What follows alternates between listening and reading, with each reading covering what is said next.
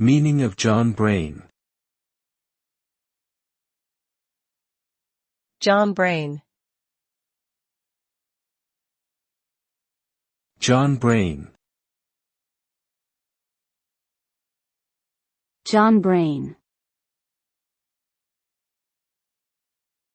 John Braine.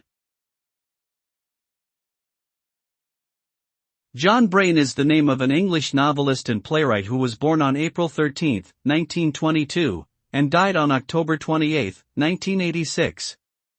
He is best known for his novel Room at the Top, which was published in 1957 and became a bestseller. The novel is a social commentary on the class system in post-war Britain, and it follows the story of a young man named Joe Lambton who climbs the social ladder through a combination of ambition and manipulation. The book was also adapted into a successful film in 1959.